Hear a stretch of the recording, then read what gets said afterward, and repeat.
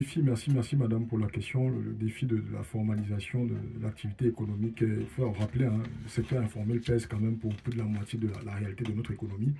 Il faut la formaliser d'abord parce que ça va permettre de pouvoir identifier un peu les différents acteurs en fonction des filières, mais aussi parce que ça va permettre d'élargir l'assiette fiscale de l'État.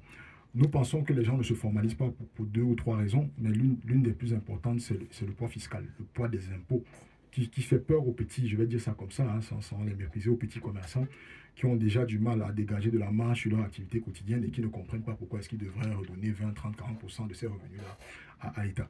Donc, il y a deux, trois mesures. On a parlé un peu, je pense, vous avez parlé en ouverture du guichet unique. Ça, c'est l'une des mesures, mais bon, ce n'est pas, j'allais dire, c'est pas une invention de ma part, c'est ce sur quoi l'État traîne un peu depuis plusieurs années. Mais il y a la réalité de la fiscalité. Nous proposons deux, trois mesures. La première mesure, c'est que nous proposons une défiscalisation totale des entreprises sur leurs 3 premières années qui sont tenues par des citoyens camerounais qui ont moins de 30 ans. Pour pouvoir, on parle régulièrement de l'auto-emploi, mais s'il n'y a pas de mesures d'accompagnement de cet auto-emploi, là, vous ne vous en sortez pas. Donc, il faut défiscaliser, permettre à ces PME de rentrer sur le marché. On sait que 50% des PME vont mourir dans leurs 2 premières années d'activité. Donc, il faut leur permettre de rentrer sur leur marché, de dépasser cette phase critique des 2 premières années, de commencer à générer du chiffre avant de leur mettre le poids des impôts sur la tête. Et la deuxième des choses, c'est qu'il faut réduire l'impôt sur les sociétés. L'État du Cameroun a fait un effort ces dernières années. Je pense qu'il n'est pas suffisant. Nous pensons qu'il faut aller encore plus bas. Nous proposons pour les entreprises qui font plus de 2 milliards de chiffre d'affaires qui aujourd'hui sont imposés à 30% sur l'IS de descendre à 27%.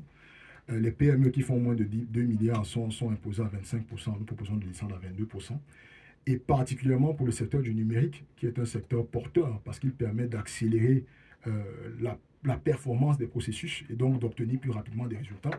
Nous pensons qu'il faut descendre à 20%. Donc globalement, c'est pour dire que il faut alléger notre structure, notre stratégie, notre philosophie budgétaire et fiscale pour que les Camerounais n'aient plus peur de se formaliser, qu'ils sachent qu'en se formalisant, il y aura tous les accompagnements pour faire croître leur activité, mais surtout que c'est en se formalisant qu'ils auront eux-mêmes accès au crédit bancaire qui va leur permettre de faire croître leur activité.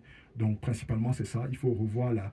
On a un État qui a été pensé comme ça, hein, c'est l'héritage colonial français, c'est-à-dire que l'État se rémunère exclusivement sur l'impôt. Et donc, chaque fois que l'État a besoin de financer ou est en difficulté, il trouve un nouvel impôt qu'il doit rajouter pour pouvoir parvenir à atteindre ces résultats de performance.